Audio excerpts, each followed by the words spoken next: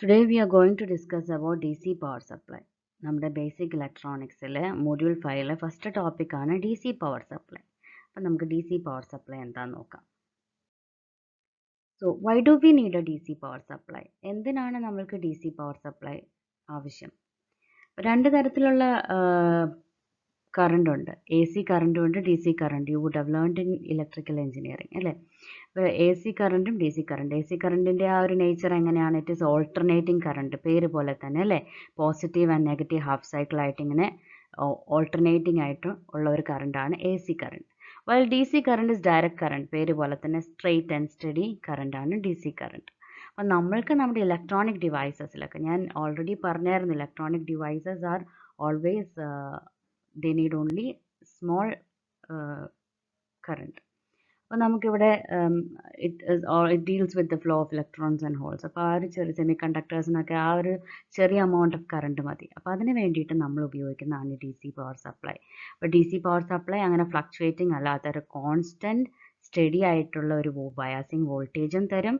ആ വോൾട്ടേജ് ഒരു ചെറിയ വോൾട്ടേജ് ആയിരിക്കും, നോട്ട് സിംപ്ലി നമ്മുടെ എ സി കറണ്ട് എന്ന് പറയുന്നത് നമുക്ക് മൂലമറ്റം പവർ സ്റ്റേഷനിൽ നിന്നൊക്കെ കിട്ടുന്ന കറണ്ട് എത്രയാ? That A C current will be 230 volt 50 hertz A C അല്ലേ? അപ്പോൾ അത്രയും വോൾട്ടേജ് അത്രയും നമുക്ക് ഡയറക്റ്റ്ലി ആവശ്യമില്ല. നമുക്കതിനെ കൺവേർട്ട് ചെയ്തൊരു ഡി സി വോൾട്ടേജ് ആക്കി മാറ്റണം. ഓക്കെ, അപ്പോൾ ഒരു ഡി സി പവർ അതിന് വേണ്ടിയിട്ടാണ് നമ്മൾ ഈ ഡി സി പവർ സപ്ലൈ ഉപയോഗിക്കുന്നത്. അപ്പോൾ ഡി സി പവർ സപ്ലൈയുടെ ഡിഫറെൻറ്റ് സ്റ്റേജസ് ഏതൊക്കെയാണെന്ന് നമുക്ക് നോക്കാം. So these are the different stages of a DC power supply. അപ്പോൾ ഇതിനകത്തൊരു ട്രാൻസ്ഫോമർ ഉണ്ട്. We have a rectifier, filter and voltage regulator.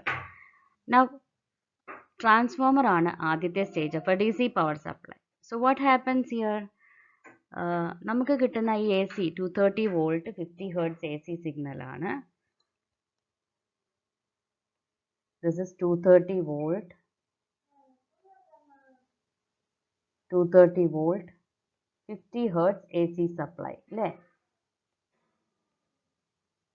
ഇതിനെ നമുക്ക് എന്ത് ചെയ്യണം? We have to make it into a smaller voltage. അപ്പോൾ നിങ്ങൾക്കറിയാം, നിങ്ങളിപ്പോൾ നിങ്ങളുടെ മൊബൈലൊക്കെ ചാർജ് ചെയ്യുമ്പോൾ നിങ്ങൾ ശ്രദ്ധിക്കാറുണ്ടായിരിക്കും, ഇപ്പോൾ നമ്മുടെ മൊബൈൽ ഫോണൊക്കെ ചാർജ് ചെയ്യുമ്പോൾ എത്ര വോൾട്ടേജ് ആണ് വേണ്ടത്? ആ ചാർജറൊക്കെ എടുത്ത് നോക്കിയാൽ നിങ്ങൾക്ക് കാണാമല്ലോ. It normally needs only 3 volt or something അല്ലേ? 5 വോൾട്ട് 3 വോൾട്ടൊക്കെ നമ്മുടെ ഇലക്ട്രോണിക് ഡിവൈസസിന് ആവശ്യമുള്ളൂ. ഈ 230 വോൾട്ട് കൊണ്ട് എന്തെങ്കിലും പറ്റുമോ? നമ്മൾ അതിനെ ഡൗൺ ചെയ്തൊരു ചെറിയ വോൾട്ടേജ് ആക്കണം അല്ലേ? അപ്പോൾ അതിന് വേണ്ടിയിട്ടാണ് നമ്മളിവിടെ ഈ ട്രാൻസ്ഫോമർ ഉപയോഗിക്കുന്നത്. ഇലക്ട്രോണിക്സിൽ എപ്പോഴും നമുക്ക് ചെറിയ വോൾട്ടേജ് മതി, അതുകൊണ്ട് നമ്മൾ സ്റ്റെപ്പ് ഡൗൺ ട്രാൻസ്ഫോമർ ഉപയോഗിച്ചാൽ മതി. അപ്പോൾ സ്റ്റെപ്പ് ഡൗൺ ട്രാൻസ്ഫോമർ എന്താ ചെയ്യുക? It converts a larger voltage into smaller voltage അല്ലേ? അപ്പോൾ സ്റ്റെപ്പ് ഡൗൺ ഇപ്പോൾ ഇത് ഈ ഒരു ട്രാൻസ്ഫോമറിൻ്റെ റേറ്റിംഗ് എന്താണോ അതനുസരിച്ച്, ഇപ്പോൾ 6 വോൾട്ട് ആണെങ്കിൽ ഒരു 6 വോൾട്ട് ഔട്ട്പുട്ട് നമുക്ക് കിട്ടും. ഇനി 9 volt or 12 volt based on the rating നമുക്കൊരു ചെറിയ വോൾട്ടേജ് ഔട്ട്പുട്ട് ഈ ട്രാൻസ്ഫോമറിൻ്റെ ഔട്ട്പുട്ടായിട്ട് കിട്ടും, റൈറ്റ്? അപ്പോൾ ഈ കൊടുക്കുന്ന എ സി സിഗ്നലിനെ സ്റ്റെപ്പ് ഡൗൺ ട്രാൻസ്ഫോമർ എന്താക്കി മാറ്റി? ഒരു സ്മോളർ വോൾട്ടേജ് ആക്കി മാറ്റി. ക്ലിയർ? ഇനി എന്താ ചെയ്യുക? ഈ സ്മോളർ വോൾട്ടേജ് സ്മോളർ സിഗ്നൽ ആക്കി മാറ്റി. ഈ സ്മോളർ സിഗ്നലിനെ നമ്മൾ അടുത്ത സ്റ്റേജിലേക്ക് കൊടുത്തു. That is a rectifier. Rectifier എന്താണെന്നറിയോ? ഒരു rectifier, what do you mean by a rectifier?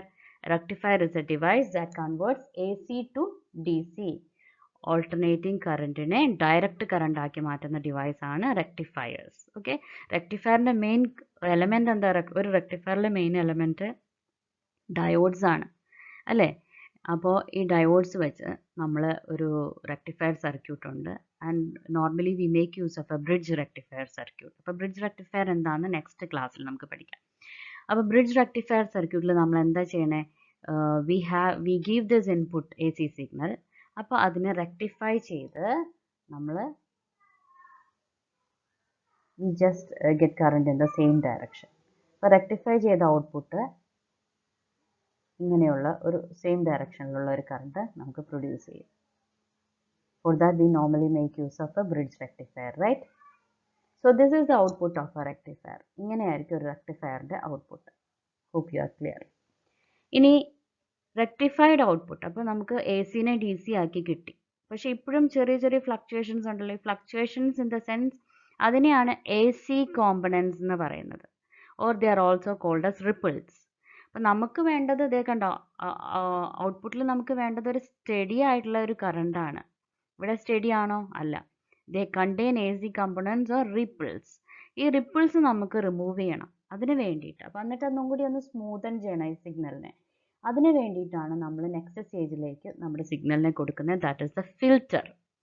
ഈ ഫിൽറ്റർ എന്ന് പറഞ്ഞാൽ normally we make use of capacitor filter. Simplest form of filter ആണ് capacitor filter, that you are going to learn in the next portions. പിന്നെ we also have different types of filters like pi section filters, inductor capacitor filters and so on.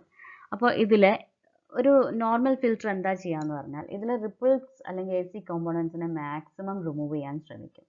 Okay, അപ്പം നമുക്ക് കുറച്ചുകൂടി ഒരു സ്മൂത്തൻഡ് ആയിട്ടുള്ള ഒരു സിഗ്നലാണ് ഇവിടെ നമുക്ക് കിട്ടാൻ പോകുന്നത്.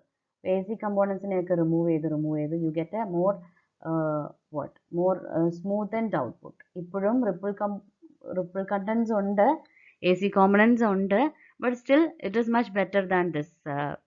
എന്താ പറയുക, ഒത്തിരി റിപ്പിൾസ് ഉള്ള എ സി കോമ്പണൻസ് ഉള്ള ഈ ഒരു റെക്ടിഫൈഡ് ഔട്ട്പുട്ടിനെക്കാട്ടിലും കുറച്ചുകൂടെ സ്മൂത്തൻ ചെയ്തിട്ടുണ്ട് നമ്മുടെ ഈ ഫിൽറ്റർ.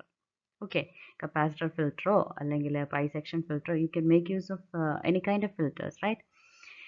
ഇനി എന്നിട്ട് അതും പോരാ, നമുക്ക് കുറച്ചും കൂടെ സ്റ്റഡി ആയിട്ടുള്ള ഒരു റെഗുലേറ്റഡ് അല്ലെങ്കിൽ സ്റ്റേബിൾ ആയിട്ടുള്ള ഒരു ഔട്ട്പുട്ട് വേണം. അതിന് വേണ്ടിയിട്ടാണ് നമ്മൾ വോൾട്ടേജ് റെഗുലേറ്ററിലേക്ക് കൊടുക്കുന്നത്.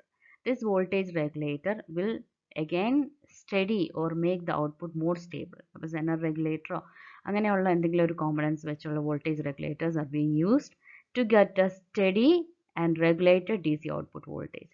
അപ്പം നമ്മുടെ വോൾട്ടേജ് എന്ന് പറയുന്നത് നല്ല ഫ്ലക്ച്വേഷൻസ് ഒന്നും ഇല്ലാത്ത സ്മൂത്ത് ആൻഡ് സ്റ്റഡി ആയിട്ടുള്ള ഒരു ഡി സി ഔട്ട്പുട്ട് വോൾട്ടേജ് ആയി. So this is how you have and which can be taken across the load. But these are the different stages of a DC power supply. Hope you are all clear. So let us just go through each block. നിങ്ങൾക്ക് കാണാം, the first stage is the transformer. For what?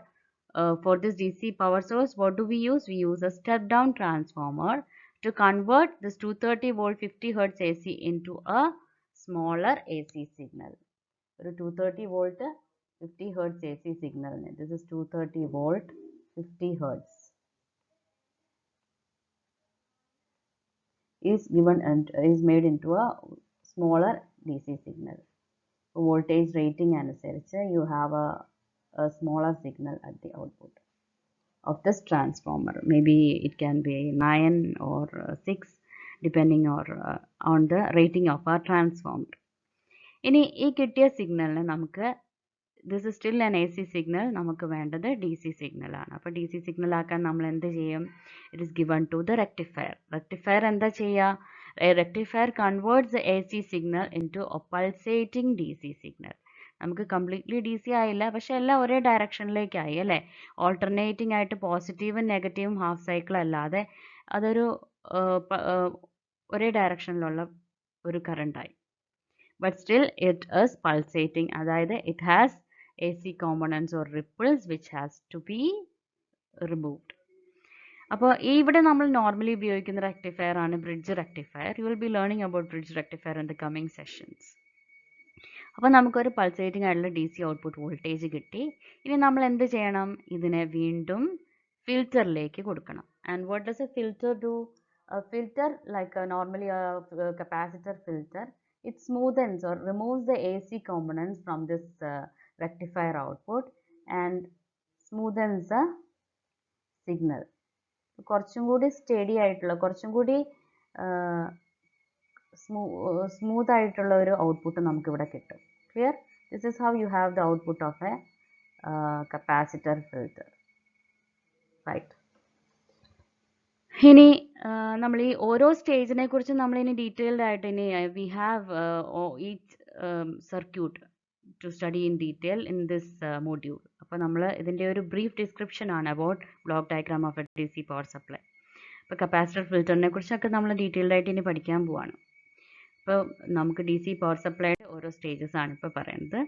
അപ്പോൾ next is the regulator. ഒരു voltage regulator ആണ് അതിൻ്റെ last stage, in which നമുക്ക് ആ smoothened ആണെങ്കിൽ പോലും again you have some ripples or A C components. അത് മൊത്തം കളഞ്ഞ് നമുക്കൊരു സ്റ്റഡി ഔട്ട്പുട്ട് കിട്ടണം.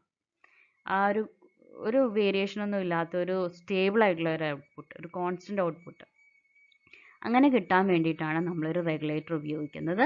അപ്പോൾ റെഗുലേറ്ററിന് വേണ്ടിയിട്ട് നമ്മൾ നോർമലി ഉപയോഗിക്കുന്ന ഒരു ആക്റ്റീവ് എലമെൻറ്റ് സെനർ ഡയോഡാണ്. അപ്പോൾ സെനർ ഡയോഡിൻ്റെ ക്യാരക്ടറിസ്റ്റിക്സ് എന്താണെന്ന് ഞാൻ പറഞ്ഞായിരുന്നു. So this is how. അപ്പോൾ നമ്മൾ സെനർ റെഗുലേറ്ററിനെ കുറിച്ചൊക്കെ ഇനി ഡീറ്റെയിൽഡ് ആയിട്ട് പഠിക്കും.